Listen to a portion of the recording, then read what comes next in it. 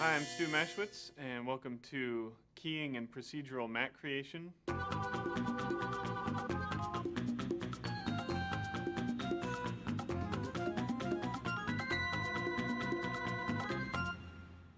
Keying and procedural mat creation is a subset of image compositing where mats for elements are generated. More familiar terms for this kind of thing are green screen or blue screen photography. Historically and optically, this was called a traveling mat.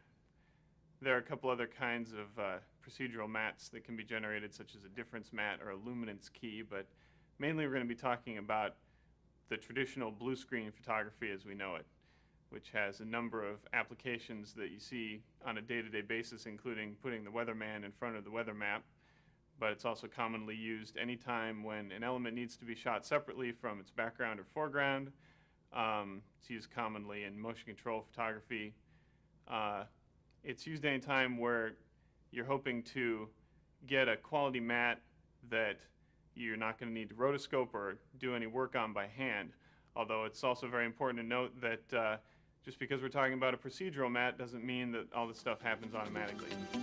The benefits of procedural mat creation is that for the amount of time it takes to set up, say, a blue screen or a green screen on the set, a mat can be generated for that element, hopefully with a minimum of by-hand tweaking. The process of generating a mat from a blue screen element is called extraction, and it's important to note that although this is an automated process, it doesn't quite happen automatically. There are a number of risks involved in shooting blue screen and green screen, not the least of which is that if somebody was wearing a shirt like this, it wouldn't really work to shoot them in front of a green screen. Also, it becomes really important to light your subject very carefully. Camera position and movement in your foreground have to match your background, and the blue screen or green screen itself can act as a huge light source, creating what's called blue or green spill, which can be problematic to remove later.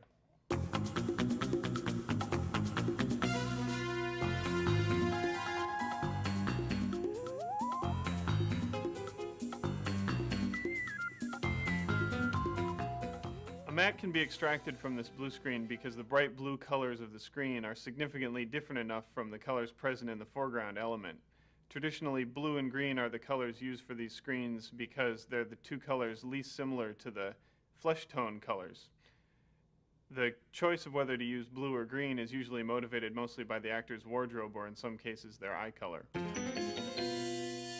Here we can see that as we begin to key out the blue background, the computer can't help but also key out the blue shirt.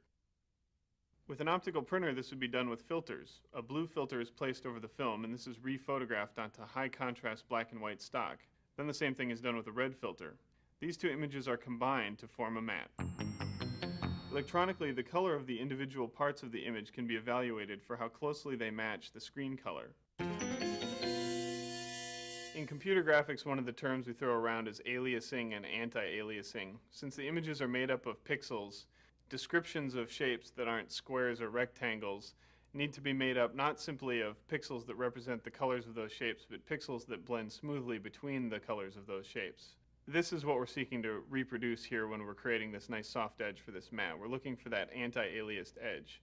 If we do a simple binary key, yes or no, in or out, blue or not blue, we can probably get a good core matte, but it's certainly never going to suffice for our edge matte because the edge is not going to be anti-aliased. It's going to be square and blocky and all like Tron looking.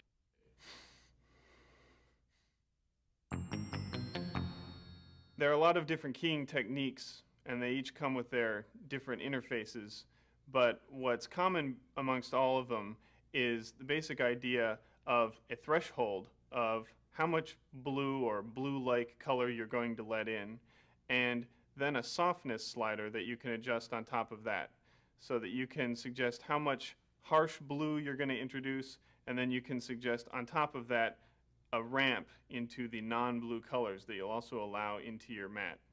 And it's that ramp that we're interested in. If we could generate the entire matte out of those soft range of grays to get a nice smooth anti-aliased edge for our matte, that would be ideal.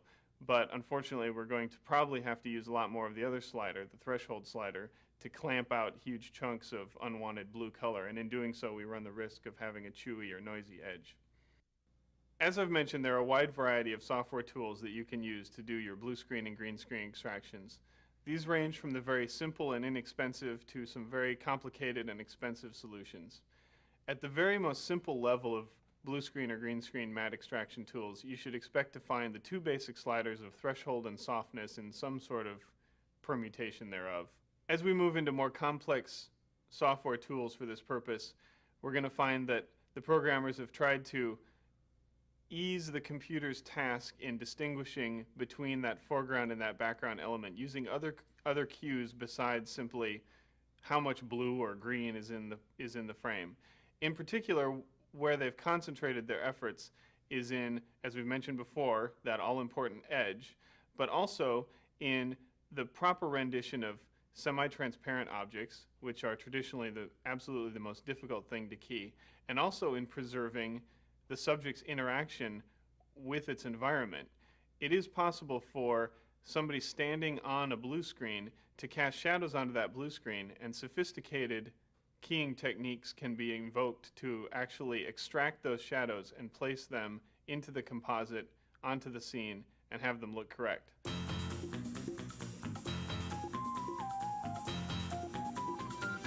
The most important thing when extracting a matte is the edges, the point where the blue screen meets the foreground element.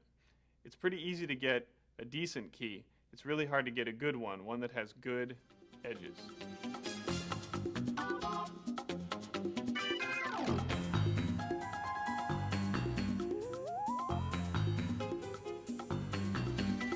It's interesting to note that this is largely because mathematically keying shouldn't really work.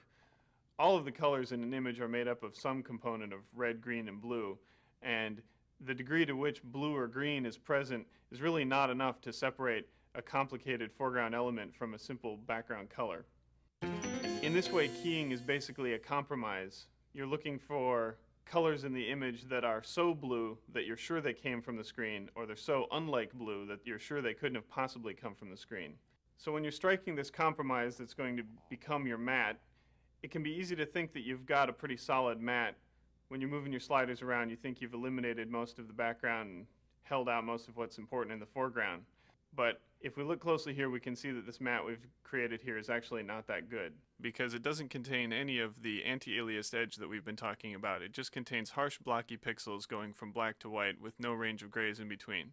But don't worry, this matte will come in handy later. It's also important to look at your matte as a moving image. A matte that looks pretty decent as a still can reveal all kinds of problems once it starts moving. Particularly when we start pulling the colors of this image apart the way we have to create this matte, we can get into the film grain, and you can see the edges of this matte are very chewy, and this is because as we start to extract this matte, we're exposing some of the grain of the film being far more grainy in the blue channels than any of the other two channels. The edge quality is particularly important in areas where the edge of your matte is semi-transparent.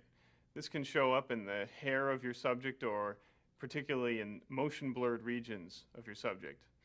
Here we can see on our matte that in this motion blurred area, this is going to be a completely unacceptable matte. The reason that keying falls apart at these kinds of semi-transparent edges can be seen when we go back to the original unmatted version of this image here. you can see that the motion blurred areas contain colors that are not quite blue, but they're also not quite the same color as the foreground element. What we want to start doing is to try to introduce more colors into the mat that are similar to blue, but aren't quite blue. So we're going to want to try to soften up this mat a little bit. Now, if we pull back from our precious edge here, we're going to see that in the process of doing this, we've also started to create all kinds of holes in the mat. But this is actually okay, because if you recall, before the mat that we had was solid but had crummy edges. And now we get into one of the most important and little known aspects of procedural mat creation, which is that usually you're not going to be able to get a good, decent mat from simply applying one filter or one effect to one piece of footage. In this case, what we've got is an edge mat that looks pretty decent on the edges, has a nice range of semi-transparent tones through the motion blur, and we also have a core mat, and this core mat can be used to plug the holes in our edge mat, especially if we apply a slight min filter to the core mat to shrink it down a little bit and maybe soften it up a little bit. You can see that the combination of these two mats, either one of which would be unusable on its own, creates a very good mat for our element. By the way, later on in the program, I'm going to go into more detail about what that min filter is all about and some other filters that you can use to treat your mat.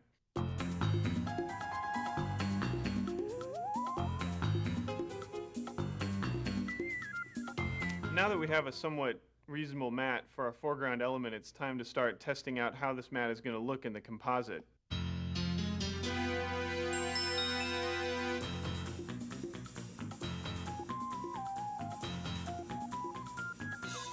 Without going into too much detail about the actual compositing process itself, it's very important to check your edges against the actual background that they're going to be composited against. Or if you don't have that, at least composite your element in front of a solid color that's similar to the background colors. Here we can see that even after all of our painstaking work to get a nice soft motion blurred edge, if we composite this element in front of a color that's significantly different from blue, other problems show up, not the least of which is that those semi-transparent areas are revealing the fact that when they were photographed, they were semi-transparent against blue. And this gets into one of the most tricky concepts of blue screen and green screen procedural mat creation, which is the color correction stage that's going to have to happen afterwards. And the most significant part of that is the spill suppression. For more information on the subtleties of compositing all kinds of images, check out Ron Brinkman's compositing tapes, also in this series. Spill suppression is a mathematical process that's kind of similar to keying in that it's comparing how much blue or green is in the image. But in this case, what we're trying to do is not cut a hole in the image, but simply try to take the colors that are more blue than anything else and try to wash them out to a more neutral tone. And it's amazing how effective this can be to eliminate the slight fringe of blue that we're getting on our foreground element here. It's also important to note that you can take this too far. If we slide this spill suppression slider up too far, we can actually start to distort the colors of the foreground element, and this is going to really rear its head if the foreground element contains colors that are at all similar to blue or green or the colors we used in our screen. Of course, it's not enough to simply suppress the blue or green spill out of your foreground element. There's another very important step here, which is to accurately color correct your foreground element to match your background. And this is a whole different subject matter that Ron Brinkman is going to cover in his program, Compositing. But suffice it to say that it's a very important stage of the procedural mat creation process. You're not done once you've created the perfect mat. You also have to color correct that foreground element to match into the shot.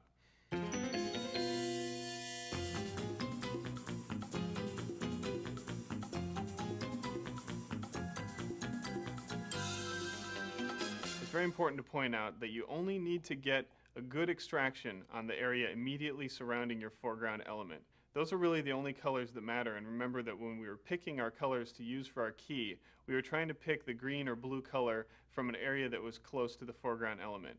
The other parts of the screen, even though they look similar in color to your eye, can actually be lit quite differently, and it's not useful to try to pull a good key over there. It's a very easy thing to simply create what's called a garbage mat, which is just a manual rough shape that loosely surrounds your foreground element and can be used to block all of that stuff out. For information on garbage mats and other articulate mats, you can consult Scott Stewart's program on rotoscoping. Another important thing to note about sampling that blue or green color is that the film grain itself, or any noise that's present in the image, can affect this sample. So if it's at all possible, it's good to sample a region of colors. If your keying system allows it, sample the entire circumference of the foreground element to get an average of all of those blue colors. If your keying system doesn't allow for that, a handy trick is to simply blur the image to eliminate the grain from the image and sample that blurred color.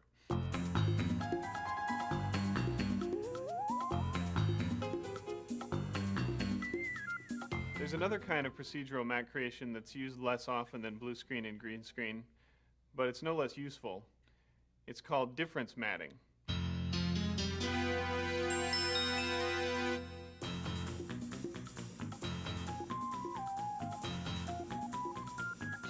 Difference matting is used in a case where it's not practical or possible to put a colored background behind the subject matter, but it is possible to obtain what's called a clean plate. And this is simply the shot without the foreground element present. Once you've got this, you can compare this with the shot that has the foreground element in it. And electronically, it's possible to look at each of those individual pixels and determine how different they are from one another. If everything's working the way it should, the places where your person is walking through the frame should be different enough from the background behind him, which is present in the clean plate, that a matte can be generated based on the difference between these two pixels. This is why it's called a difference matte. And that sounds great in theory, and it seems like this is something that you'd want to use all the time, but there's a few places, a few pitfalls that can happen to you when you're doing a difference matte. Even though it seems like the places where the person is in the frame and the places where they're not are as different as they could possibly be, there are probably some colors in your foreground element that are similar enough to the colors in the background that you're going to get some nasty holes in your matte. And it's also important to note that your clean plate and your foreground plate are not going to match up exactly because of the variances caused by film grain or video noise. So usually a matte that's generated with the difference matting technique is kind of noisy and needs to be cleaned up a little bit. But this is an important thing to go into anyway, because any matte that you generate procedurally runs the risk of exhibiting all kinds of artifacting caused by, again, this film grain or video noise. So the stage of cleaning up a matte is something that's not to be overlooked. It's also useful to note that if you didn't shoot a clean plate, sometimes you can generate one. If your subject matter is moving wildly through the frame, sometimes you can split together 2 or more frames of your image and create a clean plate based on that. Another handy thing is, if you have a clean plate, it can be very useful to average several of the frames together, and the effect of this is to reduce the grain in the image, and this will help you pull a cleaner matte.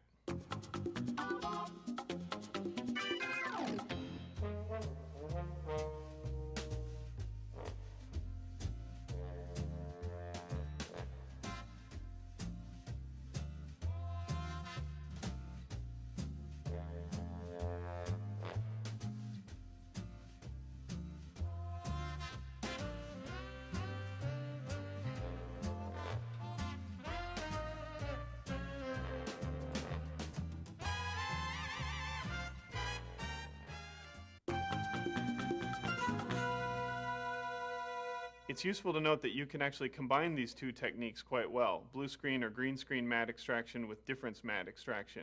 It's very useful if it's at all possible to shoot a clean blue screen, because some keying systems actually allow you to compare your clean blue screen against the foreground blue screen element, and they can actually use that to help them generate the matte. Throughout all of this, we've been looking at these film res images and generating these mattes. It's important to note that we've been looking at these images at their full film resolution.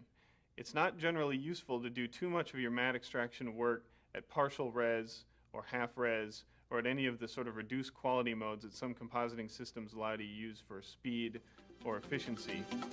On the subject of resolution, it's also important to note that, especially with keying, it's important to go back to the highest quality original source material you have. Even if you're working at video resolution, just the simple act of having compressed your video or your QuickTime movie or whatever it is that you're trying to pull a key from is going to do horrible things to your edges. Those algorithms that are used to compress images are designed to work perceptually and compress the image in a way that's not going to be offensive to your eye. But unfortunately, what we're doing is going in and pulling apart the image by its very pixels, and we're going to start exposing all sorts of hideous things that those compression algorithms have done to the image. For more information on video and its various forms of compression, consult Forrest Key's program, Film and Video as Digital Images.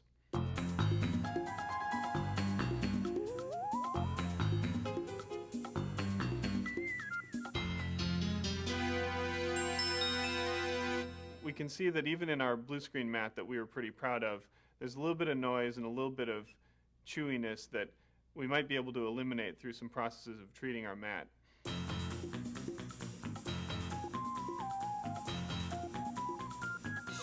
It has been brought to my attention that I'm using the term chewy quite a bit in describing poor matte extraction.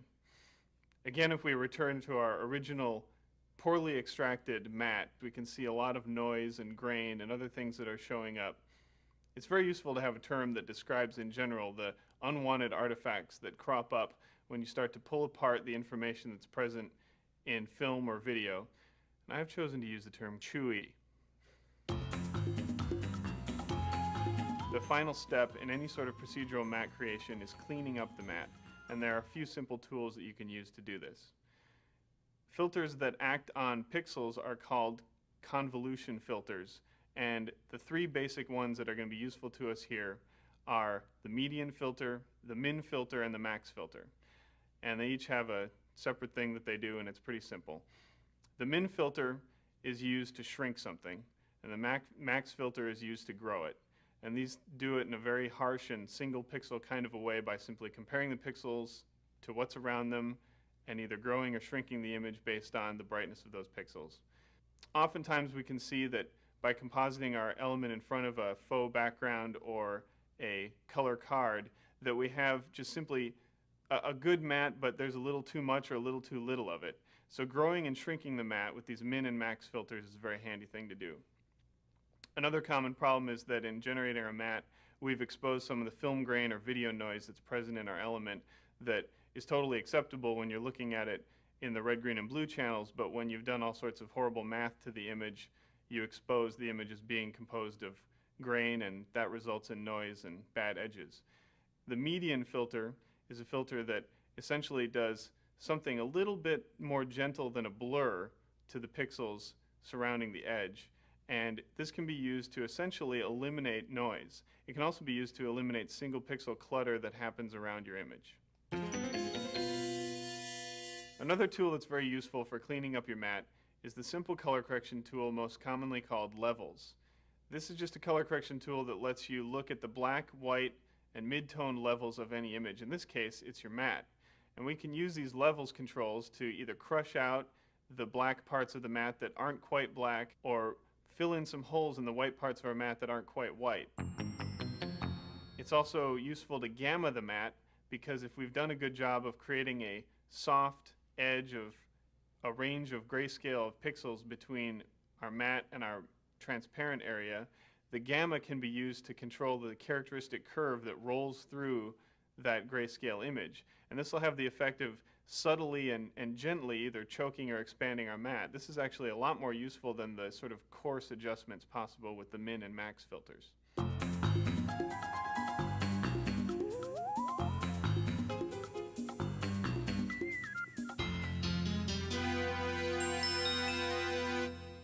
Finally, we're going to talk a little bit about how to shoot a good blue or green screen element.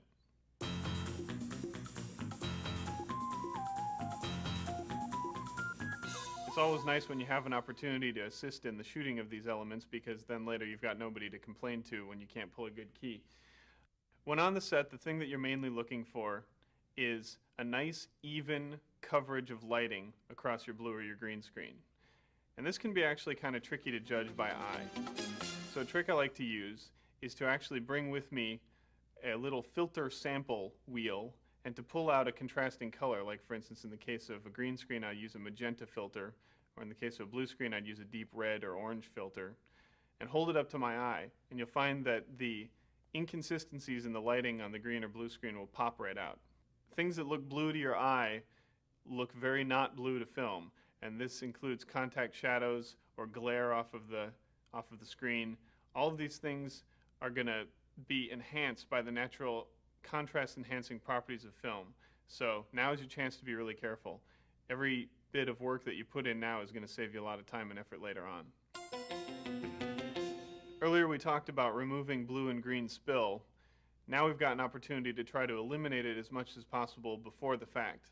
One really easy way to do this is to have your foreground element be as far away as possible from the blue screen or green screen.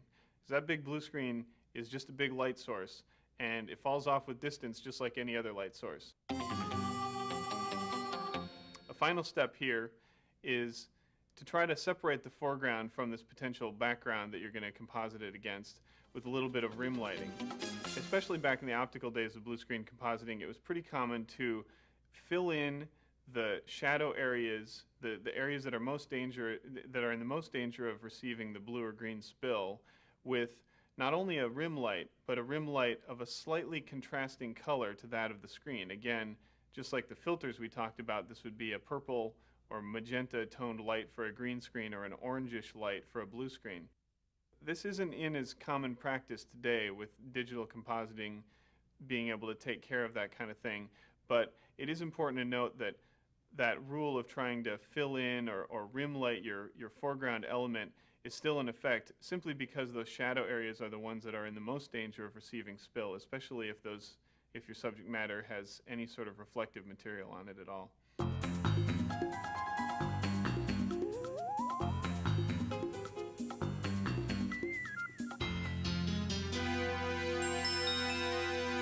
One thing that always bugs me is when people talk about visual effects and they talk about the process of blue screen extraction and they use the phrase, "the computer removes the blue."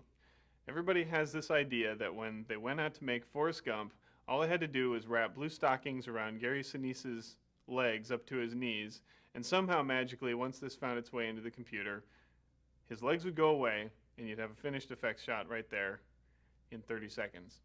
This is not the case. It's really important to note that what looks blue to our eyes is not the same thing as what looks blue to film. And if you look closely at any of those behind-the-scenes shots of Gary Sinise with that blue stuff wrapped around his legs, you're probably going to find maybe 1 or 2 pixels in there that are actually blue. The rest are some white glare from the key light or dark black shadows. The process of blue screen extraction is not automatic. Just because we're talking about a procedural matte doesn't mean that all this stuff happens automatically. And it's important to note that although this is an automated process, it doesn't quite happen automatically. It's not automatic. It's not automatic. It requires a lot of careful work. And in particular, where you're going to find it falling apart is the areas of the blue screen that look kind of blue, but they're really not that blue. It's also important to note that in the same way that blue screen and green screen matte extraction is not an automatic process, it may not be the only process that you need to undergo in order to produce the perfect matte. It's oftentimes very helpful for blue screen or green screen or other procedural matte extractions to be used in conjunction with other kinds of articulated mattes, such as hand rotoscope mattes. So I hope you enjoyed this discussion on keying and procedural matte creation. For more information, you can always feel free to check the Masters of Visual Effects website, where you can find my email address and email me with any questions you might have about any of this stuff. In the meantime, I hope you find the information useful in your own projects, and good luck.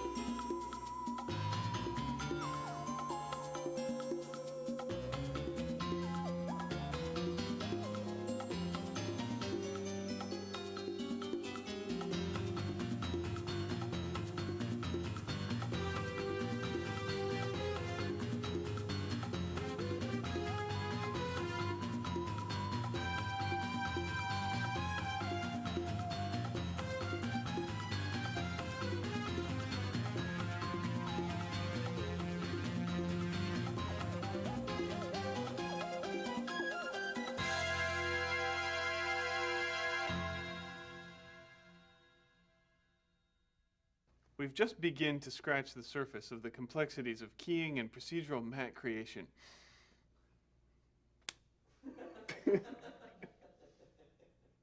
Blue, transparent, not blue, not transparent. Give us some arm gestures. Here are the arm gestures I'm thinking of right now. There we go. I have some finger gestures that I'd like to relate for you guys right now. How about this? How about just any questions? Okay, all right, thanks. It's been great. That's really good. All right, that's so all you're getting.